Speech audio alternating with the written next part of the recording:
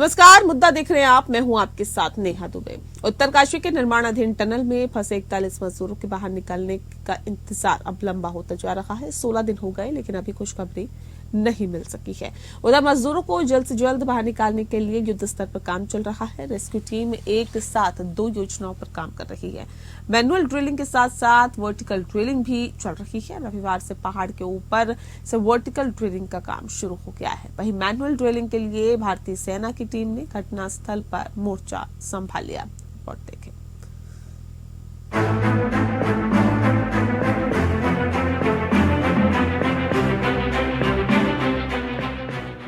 उत्तरकाशी के सिलक्यारा टनल में फंसे मजदूरों को निकालने का इंतजार लंबा होता जा रहा है। नियति रेस्क्यू ऑपरेशन में लगे जांबाजों और टनल में 16 दिन से फंसे 41 योद्धाओं की परीक्षा ले रही है। तमाम बाधाएं आ रही है। कभी लगता है कि बस कुछ ही घंटों में मजदूर बाहर निकल आएंगे, तो कभी कोई बड़ी बाधा रास्ता रोक लेती है। पूरे देश की नजर उन 41 मजदूरों पर है जो टनल के अंदर फंसे हुए हैं। ड्रिलिंग में ऑगर मशीन के खराब होने के बाद अब 2 प्लान पर काम चल रहा है। पहला प्लान वर्टिकल तरीके से ड्रिलिंग कर अंदर फंसे मजदूरों को बाहर निकालना है। दूसरा प्लान मैनुअल तरीके से ड्रिलिंग करने का है, जो सिर्फ 10 मीटर की करनी है। वहीं वर्टिकल तरीके से ड्रिलिंग का काम रविवार से शुरू हो चुका है। अभी तक वर्टिकल तरीके से 19.2 मीटर ड्रिलिंग को पूरा कर लिया गया है। अंदर फंसे मजदूरों तक पहुंचने के लिए 86 से 87 मीटर तक ड्रिल किया जाना है। इसके लिए रेस्क्यू ऑपरेशन में जुटी एजेंसियों ने 100 घंटे का लक्ष्य रखा है, यानी 30 नवंबर से वर्टिकल ड्रिल के जरिए सफलता मिलने की उम्मीद है। रेस्क्यू ऑपरेशन की पूरी टीम दिन रात मजदूरों को निकालने में लगी हुई है। निर्माणाधीन टनल में फंसे 41 मजदूरों को निकालने के लिए भारतीय सेना ने मोर्चा संभाल लिया है। मैनुअल ड्रिलिंग के काम में भारतीय सेना के इंजीनियर मदद करेंगे। आर्मी की engineering regiment Madras engineer group की एक टीम निर्माणाधीन टनल के पास पहुंच गई है। सेना की यही टीम मैनुअल ड्रिलिंग का काम करेगी। उधर ऑगर मशीन के हैरो ब्लेड को आज सुबह पूरी तरह से काटकर निकाल लिया गया है। 48 मीटर पर फंसी ऑगर मशीन के ब्लेड अब पाइप से पूरी तरह निकाल लिए गए हैं। देखिए, काफी प्रयास सभी ने किया है। इसमें हमारे जो काटर हैं, काटने वाले हैं, उन्होंने आगर मशीन काट के पूरी निकाल ली है। आगे का कुछ पाइप का हिस्सा भी टेढ़ा हुआ है, वो भी नुकसान हुआ है, उसको भी काट के बाहर निकालेंगे। उसके बाद ड्रिलिंग का काम और पुशिंग का काम शुरू होगा। हम उम्मीद करते हैं कि जल्दी जल्दी ये काम पूरा होगा। 11 लोगों की रेड माइनर अब पाइप के भीतर अगले 10 मीटर को मैनुअल ड्रिल करेगी। सुरंग के भीतर आज से मैनुअल ड्रिलिंग का काम शुरू हो सकता है। ऑगर मशीन को पीछे खींच लिया जाएगा।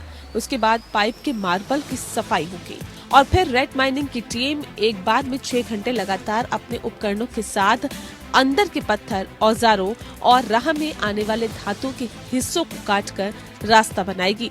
जैसे ही आगे मलबा काटा जाएगा और पाइप के लिए रास्ता बांटा जाएगा, ऑगर मशीन 800 मिलीमीटर के पाइप को आगे की ओर दबाएगी। लगभग 10 मीटर का रास्ता तय करना है।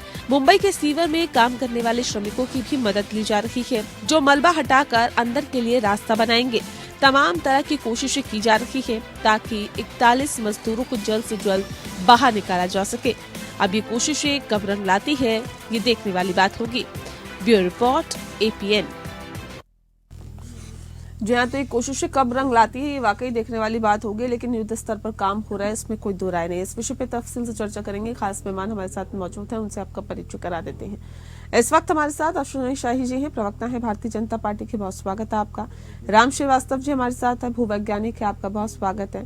और आलोक सेमवाल हमारे संवाददाता हमारे साथ सीधे जुड़े हैं। आलोक, सीधे रुख सबसे पहले मैं आपका ही कर लेती हूँ, क्योंकि जो हालात और जो स्थितियां हैं वो जानना फिलहाल बहुत जरूरी है। किस तरह की स्थितियां फिलहाल बनी हुई है, क्या कुछ अभी टीम का कहना है, कितना वक्त और लगेगा मजदूरों तक पहुंचने में, कहां तक काम हो गया? देखिए नेहा, लगभग 16 दिन से लगातार मजदूरों को रेस्क्यू करने का जो अभियान है वो लगातार जारी है। हालांकि धरातल पर कोई सफलता अभी तक हाथ नहीं लगी है। 2 तरीके से ड्रिलिंग की जा रही है। ऑगर मशीन के जरिए जो ड्रिलिंग की जानी थी उसके वहां पर ब्लेड टूट गए, जिसके बाद अब मैनुअल ड्रिलिंग की बात की जा रही है। सेना की विशेष टुकड़ी भी वहां पर पहुंची है जो कि मैनुअल ड्रिलिंग को करेगी। साथ ही साथ वर्टिकल ड्रिलिंग की बात भी की जा रही है, जो कि आज से शुरू हो चुका है। और लगभग 86 मीटर का हिस्सा जो है वर्टिकल ड्रिल किया जाना है। अभी तक 19 मीटर कुछ का हिस्सा ड्रिल किया जा चुका है। और साथ ही साथ बड़कोट से भी एक मिनी टनल का निर्माण किया जा रहा है। और ये देखा जा रहा है कि 3 जगह से फिलहाल अभी कोशिशें जारी हैं ताकि मजदूरों को रेस्क्यू किया जाए। बड़कोट में भी फिलहाल ब्लास्टिंग की जा रही है। काफी खासा उसमें ध्यान ये रखा जा रहा है क्योंकि कच्चे पहाड़ है और ब्लास्टिंग में कई बार ऐसा देखने को मिलता है कि लैंडस्लाइड हो जाती है, तो वो उसका भी खासतौर पर ध्यान रखा जा रहा है। और कोशिश लगातार जारी है 16 दिन से। जो मजदूर अंदर फंसे हुए हैं उनका भी अभी मानसिक दबाव से फिलहाल जूझ रहे हैं। और कहीं ना कहीं सभी जिला प्रशासन, SDRF, NDRF सभी टीमें वहां पर मौजूद हैं। सेना की विशेष टीम भी वहां पर मौजूद है जो कि इस बात की तैयारी कर रही है कि किस तरह इन मजदूरों को किसी न किसी तरह बाहर निकाला जा सके। स्वास्थ्य संबंधित चीजों की अभी विशेष ध्यान रखा जा रहा है। यदि किसी की तबियत वहां पर बिगड़ती है तो उसको दवाई सप्लाई की जा रही है। विटामिन डी की एफिशिएंसी भी कही जा रही है क्योंकि 16 दिन से इन्होंने सूरज नहीं देखा है, तो विटामिन डी की कमी हो सकता है कि मजदूरों के अंदर हो, तो कहीं ना कहीं विटामिन डी की कैप्सूल्स भी उन्हें दी जा रही हैं, विटामिन सी की कैप्सूल्स भी उन्हें दी जा रही हैं। खाना और पानी भी भरपूर मात्रा में उन्हें दिया जा रहा है। हालांकि सबसे बड़ी बात जो इस वक्त निकलकर सामने आ रही है वो ये है कि मौसम विभाग ने 3 दिन के लिए येलो अलर्ट जारी किया है रुद्रप्रयाग, चमोली और उत्तरकाशी में। उत्तरकाशी के जिस क्षेत्र में ये टनल का निर्माण हो रहा है काफी ऊंचाई वाला ये क्षेत्र है और कहीं ना कहीं यहाँ पर अगर बर्फबारी या बारिश देखने को मिलती है तो हालात बिगड़ सकते हैं, मामला बिगड़ सकता है और जो रेस्क्यू ऑपरेशन है ये थोड़ा और लंबा खींच सकता है। अभी अगर विशेषज्ञों की हम बात करें तो उनका साफ तौर पर ये कहना है कि 2 दिन के भीतर मजदूरों तक पहुंचा जा सकेगा। यदि वर्टिकल ड्रिल की हम बात करते हैं, हालांकि जो हॉरिजॉन्टल ड्रिल चल रही है उसके ऑगर मशीन के कलपुर्जे बाहर निकाल दिए गए हैं, लेकिन जो मैनुअल ड्रिल का काम है वो भी जल्द से जल्द शुरू हो जाएगा। और देखने वाली बात यही होगी कि जिसका काम चल रहा है वो कब तक पूरा होता है और कब तक ये मजदूरों को बाहर निकालने में सरकार सफल साबित होती है। ठीक है, बने रहिए आप हमारे साथ। आलोक, इस वक्त हम रुक कर लेते हैं राम श्रीवास्तव जी का। राम जी, सवाल इस बात को लेकर है जो हालात और जो स्थितियां फिलहाल बनी हुई है सर, तकरीबन 16 दिन से ये काम लगातार जारी है, युद्ध स्तर पर काम हो रहा है, इसमें कोई दो राय नहीं है, लेकिन अब सवाल इस बात को लेकर कि आखिर कब तक फंसे रहेंगे ये मजदूर और कब तक उन्हें निकाला जाएगा। दिक्कतें, बाधाएं कहाँ आप देख पा रहे हैं? क्योंकि बीच में ये भी कहा जा रहा था कि ऑगर मशीन का एक हिस्सा फंस गया है, फिर उसको निकाला गया काट कर। अब ऐसे में ये जो काम है वो ही ऐसे ही चलता रहेगा या फिर अब वो वक्त नजदीक आ गया है जब हम मजदूरों तक पहुंच रहे हैं, उनको निकालने की कोशिशें जो है वो और तेज कर रहे हैं? मेरा अनुमान है कि ये 72 से 80 घंटे के भीतर ये समस्या हल हो जाएगा, मजदूर बाहर आ जाएंगे और चिंता करने की जरूरत नहीं है। चिंता करने की इसलिए जरूरत नहीं है कि इस समय जहाँ पर जितना भी माने साधन हो सकते हैं वो युद्ध स्तर पर सब लगा दिए गए हैं। गैस कटर वहाँ पर मौजूद है, लेजर कटर वहाँ आ गया है, प्लाज्मा कटर वहाँ आ गया है। और ये तो सुनिश्चित था कि चूंकि पहाड़ था तो उसमें की ऊपर की जो छत थी जो RCC की थी जिसमें लोहे की जाती थी उसको तोड़ के मलबा नीचे गिरा है। तो अब वो कितने हिस्से में गिरा है मलबा तो हमको मालूम है कितनी दूर तक गया है, लेकिन छत कितनी टूटी है वो ज्यादा महत्वपूर्ण है। अब छत टूटी है तो उसको अगर मशीन जहाँ लोहे के जाल में फंस गई थी तो निश्चित रूप से ये व्यवधान आगे भी तकलीफ कर सकता है। हैंड ड्रिलिंग में निश्चित रूप से अगर इस तरह का लोहे का व्यवधान आएगा जाली का तो उसको कटर से काट के आगे बढ़ते चले जाएंगे, उसमें थोड़ा टाइम लगेगा। लेकिन जो वर्टिकल ड्रिलिंग हो रहा है उसमें आशंका ये थी कि वाइब्रेशन के कारण कहीं क्रैक्स ना आ जाए, क्रैक्स के कारण कहीं और एक्स्ट्रा कहीं वहां पर लैंडस्लाइड ना हो जाए। पर अभी 19 मीटर तक जो जांच की गई है, जो वाइब्रेशंस मेजर किए गए हैं, जो सिस्मिक एक्टिविटी उस इलाके की मॉनिटरिंग की जा रही है, उससे इस बात का पुख्ता जानकारी मिल रही है कि इस तरह का खतरा फिलहाल बहुत कम है। लेकिन अनहोनी के लिए कुछ भी नहीं कहा जा सकता, पर किसी भी तरह की अनहोनी से निपटने के लिए हम युद्ध स्तर पर हमारे टेक्नीशियंस काम कर रहे हैं। अब तो जिसमें सेना के वो जवान मैदान में आ गए जिनको सुरंग बनाने का काफी अच्छा अनुभव है। और रहा सवाल ये है कि मजदूरों का स्वास्थ्य कैसा है, उसके लिए रोबोटिक आर्म भी वहाँ पहुंच गई है, टेलीफोन के कनेक्शन भी वहाँ हो गए, उन पर 24 घंटे निगरानी रखी जा रही है और उनका मनोबल बढ़ाने के लिए ये बहुत आवश्यक है। पूरे देश को, सभी लोगों को हिम्मत अफजाई करने की जरूरत है। और इस समय जो कई लोग आलोचनाएं करते हैं वो कतई आवश्यक नहीं है। गलती किसकी है, क्यों टूटी है, ये जांच का विषय है, तकनीकी विषय है। विशेषज्ञ इसकी जांच करेंगे, भविष्य में पता लग जाएगा। लेकिन मुझे पूरा विश्वास है 72 से 80 घंटे के भीतर हमारी सभी मजदूर से बाहर आ जाएंगे, क्योंकि दुनिया की जो सर्वश्रेष्ठ सबसे अच्छी सुविधाएं के काम के लिए होती है वो जुटा ली गई है। इसमें जो मुख्यमंत्री बैठे हुए हैं वो भी एक महत्वपूर्ण मुद्दा है, क्योंकि अक्सर क्या होता है किसी भी नए प्रोग्राम के लिए अगर स्वीकृति की आवश्यकता होती है तो स्पॉट वो दे सकते हैं। तो मेरा ख्याल है कि क्योंकि प्राइम मिनिस्टर ऑफिस भी नजर रखे हुए हैं, पीएम जी उसकी घटना की एक बारीकी से जांच कर रहे हैं, तो मैं कम से कम टेक्निकल पॉइंट ऑफ व्यू से एक साइंटिस्ट होने के नाते तरह आश्वस्त हूँ। जो भी क्रिया चल रही है वो अच्छी चल रही है, उसमें कहीं कोई संदेह नहीं है, और 72 से 80 घंटे के भीतर ये सब आपके सामने हाजिर हो जाएंगे। ठीक है, लेकिन अश्विनी जी जिम्मेदारी कैसे तय हो, ये किसकी जिम्मेदारी है अगर ये 41 मजदूर अंदर फंसे हुए हैं, ये किसकी गलती का खामियाजा भुगत रहे? नेहा जी देखिए, अभी समय किसकी गलती है क्या है ये करने का अभी नहीं है। हाँ। और सबकी जिम्मेदारियां तय होंगी, कैसे हुआ कैसे टूटा। प्राथमिकता अभी उन 41 भाइयों को बाहर निकालने की है, जिसके लिए अभी आपके संवाददाता ने और आपके यहाँ बैठे भूवैज्ञानिक ने सारी चीजें बताई कि वर्ल्ड क्लास की सारी चीजें यहाँ पर उपलब्ध हैं। पीएमओ मॉनिटरिंग कर रही है, पीके मिश्रा जी वहां आए हुए हैं, बीके सिंह साहब आए हुए थे, मुख्यमंत्री जी कैंप किए हुए हैं।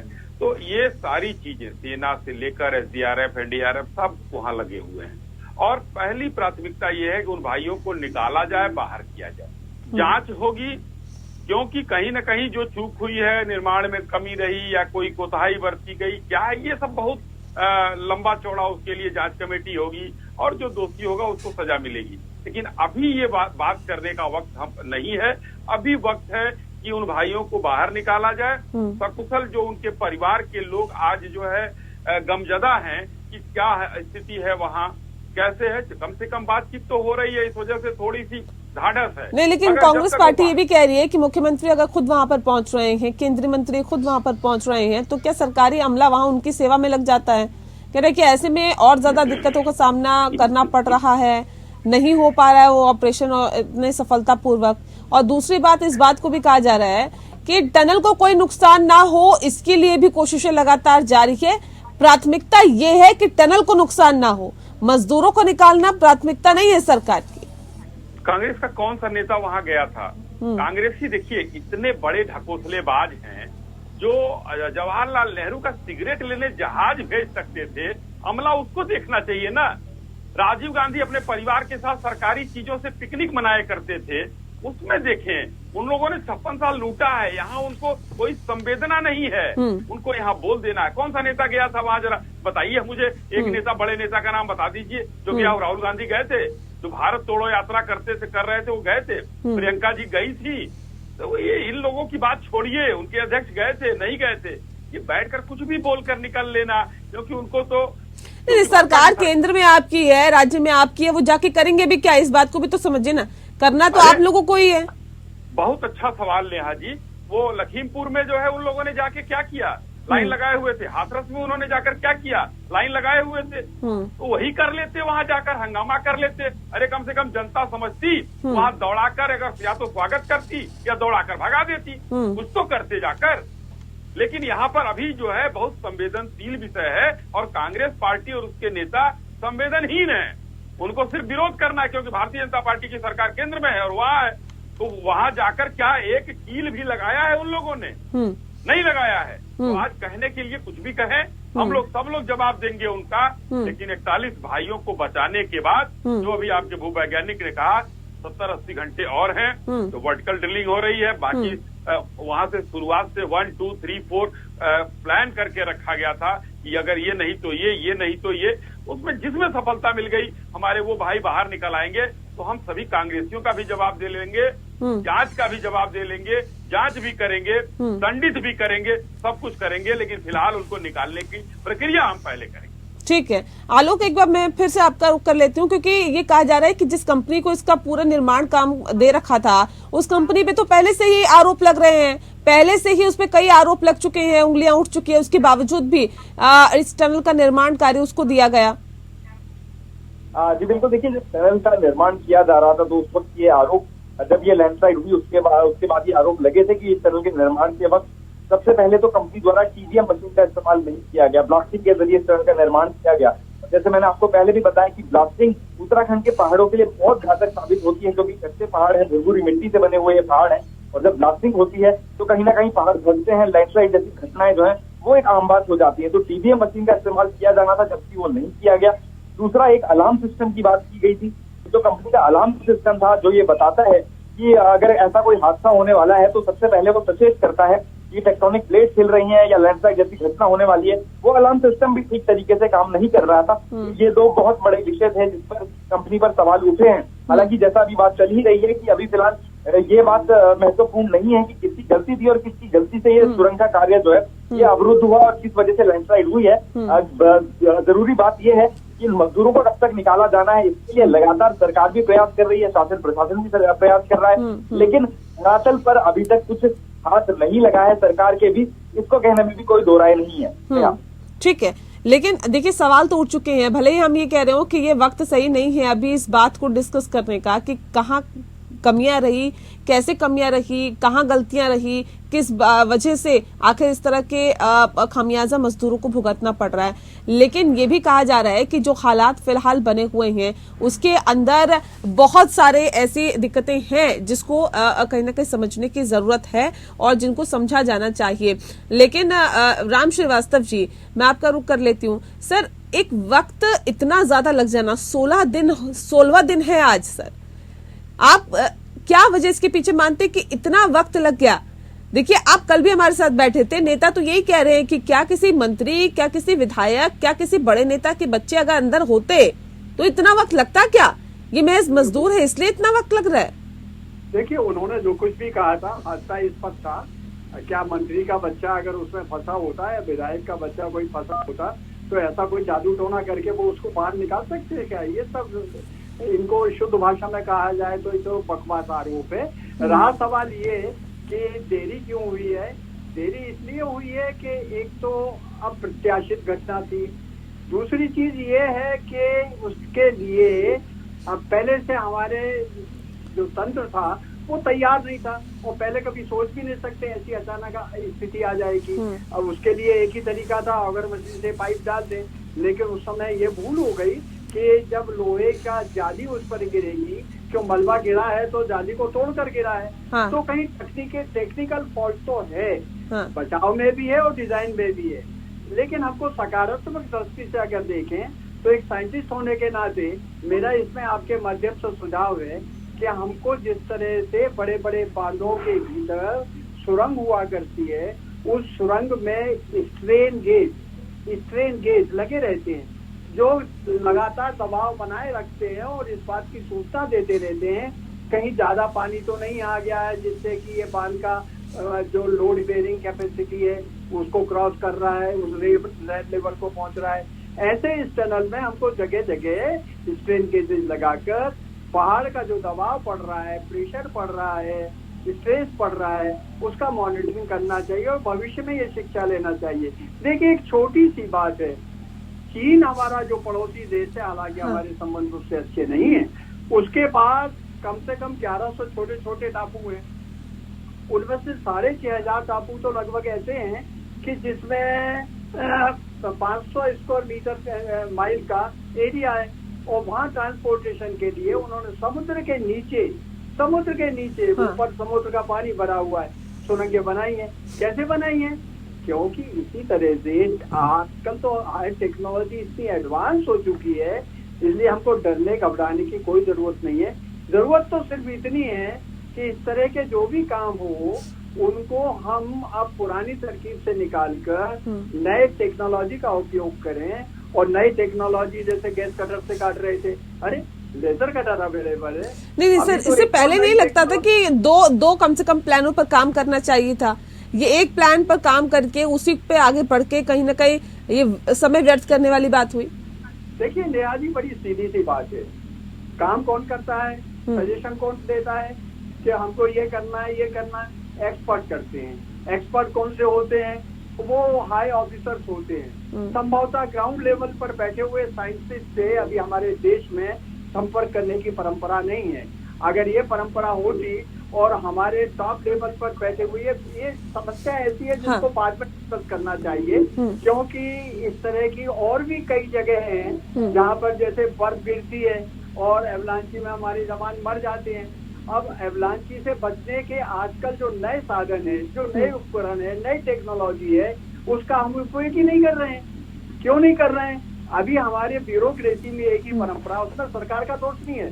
सरकार चाहे ए पार्टी की हो या बी पार्टी की हो या सी पार्टी की हो, वहाँ बैठने वाला आदमी टेक्निकली बहुत स्ट्रॉन्ग नहीं है। लेकिन हमारे यहाँ by virtue of the seniority आदमी जब टॉप पर पहुंच जाता है तो जो भी प्रधानमंत्री भी होगा, मुख्यमंत्री भी होगा, उनसे ही सलाह देगा।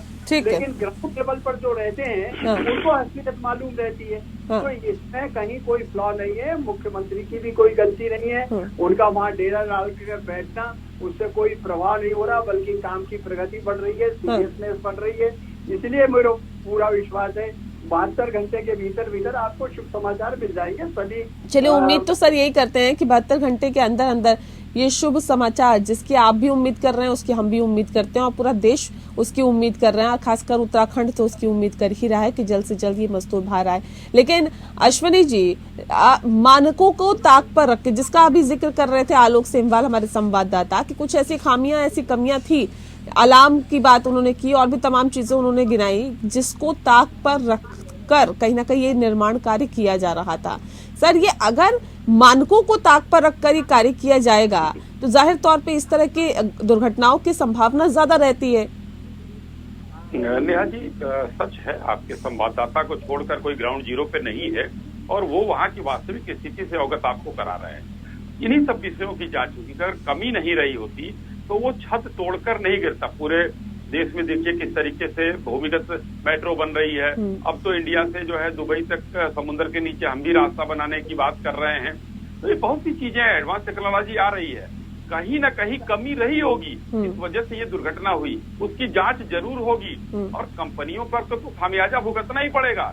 अगर इन लोगों ने गलती किया होगा, डिजाइन में फॉल्ट हो या उसके इम्प्लीमेंटेशन में फॉल्ट हो या कहीं पर और कोई टेक्निकल प्रॉब्लम लगाई है। देखिए, अलार्म का या जिसकी बात आपके संवाददाता कर रहे हैं, वो चीजें उसके साथ जुड़ी हुई बहुत सी चीजें होती हैं। सब एक एक बिंदु की जांच होगी, क्योंकि अगर इन्होंने उठाया तो वहां पर विशेषज्ञ भी हैं। मैं राम श्रीवास्तव जी से कहना चाहता हूँ, अगर मशीनें आई हैं अमेरिका से और आपके संवाददाता वहां हैं, वो बताएं कम से कम 1-10 सेकंड में कि क्या उसके साथ अमेरिका से टेक्निकल लोग नहीं आए हैं या वहां पर टेक्निकल लोगों की कमी है, जो आपने कहा कि नहीं आज हमारी टेक्नोलॉजी की कमी है। तो किसी चीज की मुझे नहीं लगता है कि मशीन के साथ टेक्निकल स्टाफ नहीं है। सरकारी लोग, देखिए, कोई ना ब्यूरोक्रेट टेक्निकल नहीं होता। स्वास्थ्य का सचिव जो है, कल को वो व्यावसायिक शिक्षा में भेज दिया जाता है और वहां से सर, ऐसे दुर्घटनाएं होने के बाद तो फिर आप तमाम तरह की कोशिशें करें, वो एक अलग चीज है। लेकिन ऐसा क्यों हुआ, उस पर भी हमें सोचना होगा ना अश्विनी जी। जानकारी रखें वहाँ, ऐसा कुछ नहीं है। नहीं, रखते हैं सर, इसमें कोई दो राय नहीं है। सबको अपनी अपनी फील्ड की अच्छी जानकारी होती है। लेकिन अब सवाल इस बात को लेकर है ना सर, कि ये दुर्घटना क्यों हुई, उसका भी अच्छे से बिहार में पुल गिरा, जांच होना चाहिए। नहीं, बिहार में क्या हुआ क्या नहीं हुआ उसको छोड़ दीजिए ना सर। उत्तराखंड में क्या हुआ, जहाँ की सरकार है, जहाँ मुख्यमंत्री धामी है, हम तो वहाँ का जिक्र कर रहे हैं ना सर। वहाँ मुझे आपसे जवाब चाहिए। कर रहे हैं, वर्ल्ड की बेस्ट चीजें दे रहे हैं वहाँ। हाँ, बिहार में क्या किया? नहीं तो वर्ल्ड की बेस्ट टीम, कांग्रेस का नाम लिया, वर्ल्ड की बेस्ट कंपनी को ठेका क्यों नहीं दिया गया था? ये भी एक बड़ा सवाल है। नहीं गिरा था, उसके बाद आप लोगों ने 2 दिन चलाया, तीसरे दिन से सब बंद हो गया। अब आप भी मीडिया पे ठीकरा फोड़ दीजिए, फोड़ दीजिए ठीकरा। सामने जांच भी आएगी, जांच की रिपोर्ट भी आएगी, वो भी आनी चाहिए सर, और जिम्मेदारी तय होनी चाहिए कि किसकी जिम्मेदारी थी कि इस कंपनी को ठेका मिला और नियमों को ताक पर रखकर आखिर ये काम क्यों हो रहा था। बहरहाल बहुत शुक्रिया आप सभी का हमारे साथ जुड़ने के लिए। मुद्दा में फिलहाल के लिए इतना ही। नमस्कार।